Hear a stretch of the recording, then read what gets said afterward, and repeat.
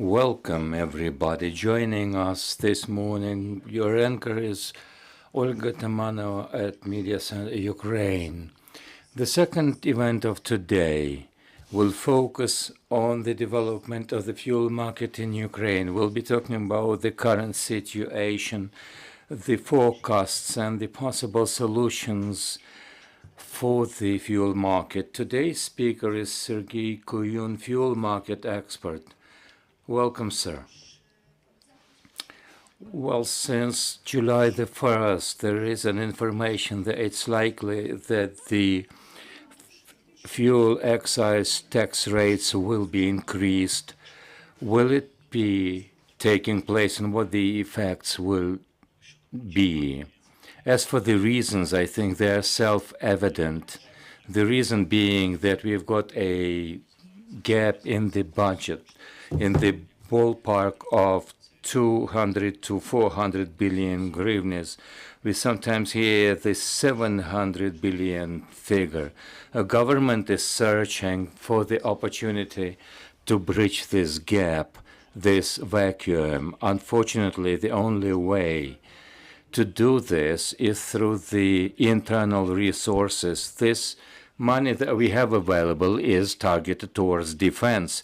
The Western money coming in from the Western partners are targeted towards humanitarian issues, that is, salaries for teachers, doctors, and it is forbidden to use them for the defense purposes. Accordingly, the government has done what has been expected. It's not popular, but the only way to go is to increase the taxes, including the fuel levies. The changes that have been suggested, according to our calculations, are these. In the second half of 2024, will allow the revenue to be increased by 37 billion hryvnias in levies and taxations. According to the government bill and the alternative that is being under discussion, this is the first phase of this increase. As for the effects, the repercussions are treated in a way that the prices will go up. That is not a given. The thing is that the prices for gasoline or diesel fuel, it'll go in the 1.5 for gasoline and 2 hryvnias for diesel fuel. If translated into the current prices, we will see that the increase will not be that big, but the changes in 2 or 1 hryvnia only is typical for the market. The consumers have grown accustomed to it. What you see in the Telegram channels through other social media saying that the price will be skyrocketed to 75 to 80 hryvnias, there is no reason to believe. This is the opponents of the government to disseminate this information. These are likely to be the big industrial groups. They use the fuel big time. No one likes the taxes to go up. Consumers don't like it. Smaller businesses, the owners of the cars don't like it. The business that sells the fuel will not like it, because for them, the more costly the fuel price is, the less you will make. That is to say that you expect that the ceiling will be the increase by 2 hryvnias per liter. That is very plausible, but this will depend on the condition of the market. For example, if they are introduced back in May, we would not have failed any differences, because the prices for the crude oil was going down, and this swing would not have hurt. The taxation would have been absorbed by the world prices. As for the world prices, it's relatively low. Let me remind you that in March, it was 93 per barrel. It is $80 per barrel. Last week, we saw 78. The condition in the market is very favorable. The diesel fuel has been decreasing in prices. The same goes for the LPG. But it's very likely that the prices will decrease because this is a worldwide trend. This will also lead to the corrections in the domestic market. As for the long-term strategy, in general, it is likely that the government and the market are developing in a way to come closer to Europe. How fast do you think this process will be effected? When we talk about the European prices, I absolutely agree that we can talk about European prices when we have European incomes for the consumers. Where do we get this idea of European vector in terms of taxation? Well, taxation must go, but the question is by how much they will be increased. There is no place for far-fetched numbers. We have been guided by the directive from the European Union that talks about the lower cap for the taxation of fuel. The government has taken that as the guidance and has broken it down for 4 years. That means that the law provides that every 1st of January, 1.5 to 2 hryvnias increase will be initiated. This is not a given that we will arrive at that point in 4 years' time. Poland and Hungary, for example, being the EU member states for a decade now, in some cases have not reached the minimal rate recommended by the European Commission. To reiterate, this thing will be adjusted on the way if the economic situation allows for that, if the customers can afford that. The war factor should be factored in as well. This is not set in stone. We will see what is happening. Now there is a possibility for such adjustments. What we will do in the future, the adjustments may be halted, or sometimes we can cancel them altogether because we are not yet an EU country.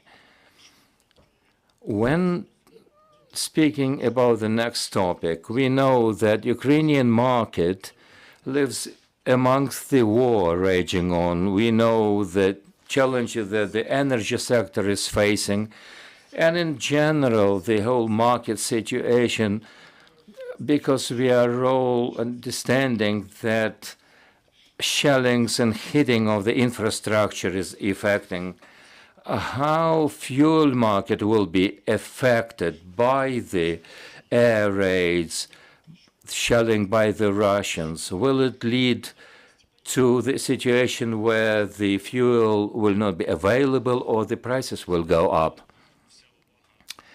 The attention in general goes into this following factor. Since the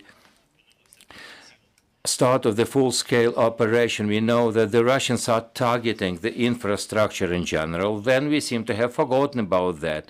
Oil refineries, all depots are still on the short lists that Russia is hitting altogether. According to our assessment, since the beginning of the full-scale invasion, more than 50 facilities, including oil depots, oil refineries. Let me remind you that there are bigger producers, bigger refineries as Ukrinform, and many oil refineries. There were about a dozen of them. 5 of those have been completely obliterated half of them just close down their activities to make sure that their staff is in safety. This year alone, we have calculated that there have been about 10 attacks against the gas and oil depots. We've seen recently the destruction of 2 oil depots, saying that they are targeting our infrastructure. What are my predictions? I don't know what their rationale is, but they have been bombing the infrastructure for 2 years, and for 2 years the market has proven stable. More to that, all the kinds of and brands of oil are stable. Why is it? Because apart from the energy sector, the fuel market is very much decentralized. We don't have major facilities or knots that would affect the situation. We've got dozens of flows going through the border. We've got thousands of fuel tankers carrying and delivering the fuels. That is to say, all depots that are being attacked, in every depot you have the so-called dead residue, and perhaps there are vapors at the depots, and of course they're all aflame. But you know that oil depots are used more likely than not to relaunch and to use them as the overpasses to deliver oil from the trucks onto the railway delivery. We've seen that, we've done that before. These shellings will not bring the result the Russians want. I'm sure that the fuel market will be stable. I am often asked whether we've got a major need for the generation. The situation that we are using now, I understand that the electricity is provided here through the generators. You see, if the need for the fuel will increase 2 times, the market will find the way out. This complex time shows that one of the things that we are confident about is that the fuel will be available. That is to say that the challenges that we are likely to face in terms of the whole generation system, that there will be a lot of shutdowns of electricity. The fuel market, you think, is ready to respond. Yes, it is ready. Geographically, we've got a new system of delivery through the European border. Logistically, we are also absolutely different vis-a-vis the situation before 2022. The fleet of fuel tankers is ready to go, is up and running. This market has passed a number of tests. 2022 was one test, and the end of that year, when we were under blackouts, everything has withstood the test. I find it difficult to see that the situation will be worsening. Colleagues, if you have the questions, you're welcome to ask them. Victoria Nakonechna from Ukrinform. I've got one question. It is rather going into the minutes. What's the share of fuel consumption is taken by the generators, not by the ordinary consumers, but some restaurants and perhaps Ukrinform media outlet is using them as well. It's difficult to say. We were trying to gauge that at the beginning of the 2022. See how the generator is being fed.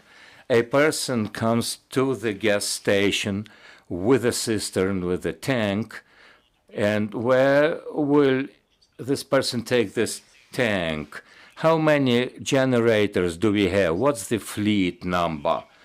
What is the time of running them? How often they are exploited?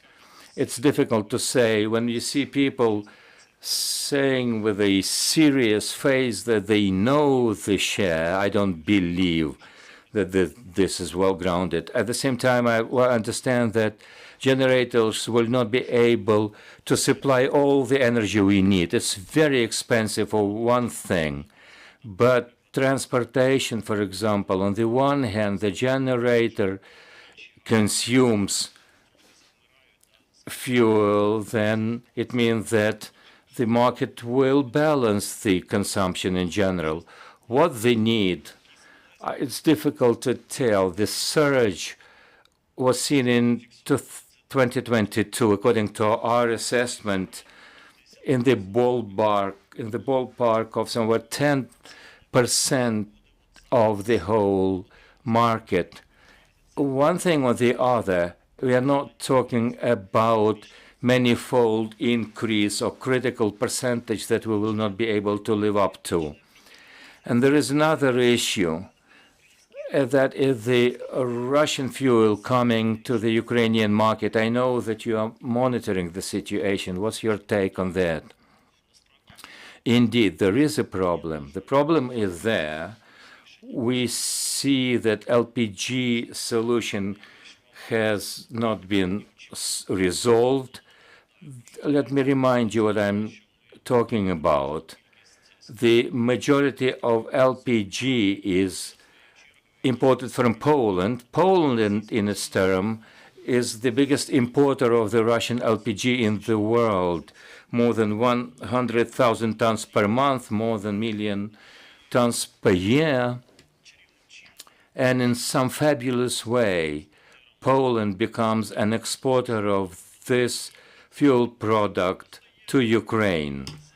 Either this is a Russia-produced LPG with different documentation, or it may not be a Russian LPG that was targeted towards Ukraine as an exchange for the Russian one, because what I'm saying is, were it not for the Russian LPG, this LPG would have been consumed in Poland. Correspondingly, it is exported to Ukraine because they have the Russian LPG. You may not look into the chemical structure of that LPG. The price tells for itself because it is 15 to 20% not as the expensive compared to the Sweden produced, for example. We are talking about $150 that we receive the prices at the Ukrainian-Polish border. You logistically can track them down, how these tanks go through Poland from Russia and then onto Ukrainian territory. The Ukrainian Council of Defense and Security was likely to have gathered today, and hopefully they will pass a decision on that. I think there was some procrastination because the Ukrainian Council of Defense and Security has been taking on new people, a new team. And the second thing is diesel fuel. The major topic at the fuel market has to do with the rumors to the effect that the customs is likely to control more severely the processes of diesel fuel coming from Romania through waterways, for example. This is a major channel of delivery. Romania accounts for 50% of our imports in general. That is to say that this is an emotional situation. And the reason for that is that we are witnessing unexplainable things. And that is the deliveries that are not there in the market. The prices are not the market-driven prices. And the reason is the only one. This is a Russian fuel. How does it get here to Ukraine? Black Sea, perhaps is the largest waterway in the world filled with the Russian fuels. Novorossiysk, Tuapse are the two biggest ports in the world that overpasses the fuels. The Russians are adapting, they are adjusting, looking for the way how to get to the sanctioned markets. One of the gateways is Turkey. As Poland is the leader in the world in importing LPG, then Turkey is the world leader of importing the Russian diesel fuel, about 1.5 million tons per month. Automatically, Turkey unexpectedly has become an exporter of diesel fuel. Everyone understands where does that fuel come from. The situation is being monitored, and logistics of these deliveries must be parceled and understood. So such kind of fuels are there, and I think the decisions, well thought decisions, will be passed for them not to be able to enter Ukrainian market. Thank you for your participation in today's event. We have so deeply understood the risks that we face. Thank you very much for being interested in this topic. The next briefing will take place at 15:30. We'll be talking about the results of the European Parliament election, together with Mr. Chentsov representing Ukraine at the European Parliament. Glory to Ukraine. Stay tuned.